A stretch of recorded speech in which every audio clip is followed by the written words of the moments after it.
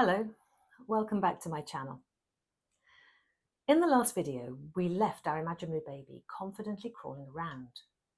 Crawling permits babies to move through their world and begin to build a sense of their surroundings, what we call spatial awareness. As they do this, they begin to develop an internalized map. If ever you've been in charge of a baby who can crawl, you'll know that they have an insatiable drive to explore new spaces, including and probably especially those spaces we'd really prefer them not to explore. So why? Why do babies do this? Well, it's not that they're trying to freak their parents out. It's because they're like tiny Google streetcars. They're on a constant mission to motor around, updating their internal maps. Initially, this is all in the horizontal plane as they explore the world at ground level on all fours. But at around 10 to 12 months, they start to pull themselves up to standing, and they begin to work on exploring upwards too, into the vertical plane. So now they're adding the concepts of up and down, above and below, to what they already know about near and far. Their brain is learning all about perspective, realizing that objects in the distance become larger as they move closer to them and smaller as they move further away. And they begin to realize that objects can be stacked upwards, but not downwards. They begin to develop visual memory, remembering where they left their favorite teddy, and remembering and mimicking the facial expressions of the people that they meet. They also start to develop a sense of routine, and their fledgling visual memory begins to allow them to predict what might happen next. And remember when I said in the last video that vision stops being passive at the point that it starts to guide movement? Well, movement is really important in the development of a young child. Babies, toddlers, and young children are almost constantly on the go. They never stop. And there's a great biological reason for this. Movement actually wires the brain. There's an amazing pediatric occupational therapy practice fairly local to where I live. Pediatric OTs are just brilliant people anyway, who really understand and emphasize movement because it's one of the primary ways that children learn about their bodies. They learn about their environment, how to interact with others. And when children move, their brains make and strengthen neural connections that support thinking and problem solving and learning.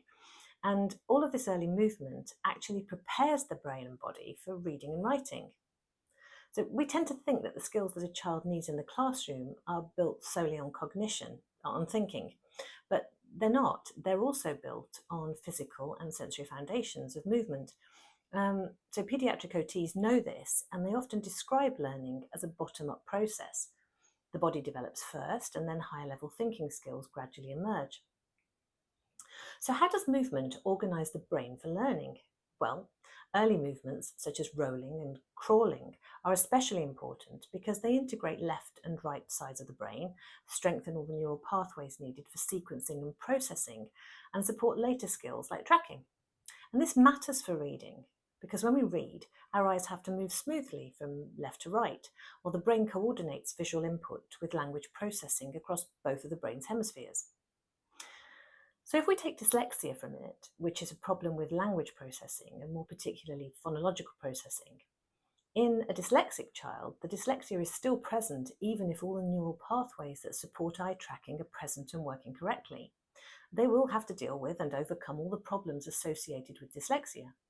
But now imagine how much more difficult a child with dyslexia will find reading if those tracking skills, for whatever reason, aren't present. Because now there are two difficulties for that child to overcome in the classroom before they can begin to enjoy learning, right? That's the double whammy I mentioned in my introductory video. And one of the first things a child begins to learn at school is to write. But before they can do that, they must be able to sit upright for prolonged periods without getting tired. They have to be able to stabilize their shoulders and their trunk and move their arms and hands freely and precisely. These skills actually come from all of the early movement and core strengthening play that children do, which is guided by their vision. Unfortunately, just sitting at a desk on its own doesn't develop these abilities. And so without the foundation of movement, a child might slouch in their chair or lean all over their desk. They might run out of steam quickly when writing or have to concentrate hard on the mechanics of holding their body still and upright and their pen stable so that learning becomes secondary. And in most UK schools, movement is often restricted to break time or PE lessons. But in It really shouldn't. It shouldn't be treated as a break from learning, because movement is learning. Crawling, running, climbing, bouncing, jiggling and spinning, they're not just playing or letting off steam. They fuel the skills needed for reading and writing, including gross and fine motor skills, also attention, balance, emotional regulation, all of the skills needed for classroom success. Movement isn't optional for children. Movement's actually the language of the developing brain. So what should we look for in our developing baby? Well, if you remember, by 2 to 3 months old, a baby should be able to hold their gaze on your face, track a little bit from side to side, and respond to high contrast patterns. By 4 months, the baby should be looking towards and reaching for objects, making intentional eye contact, and starting to be able to follow a parent's gaze. And if a baby seems to look past people, isn't interested in their surroundings, especially faces, or they can't follow the movement of a cot mobile or toy, or one of their eyes or both of their eyes move inwards or outwards consistently, these are important red flags, and they should be investigated by a healthcare professional. Another thing to watch for is delayed crawling or walking. Now, some babies bottom shuffle instead of crawl, and often they're babies who dislike tummy time, and some babies really don't like being on their stomach.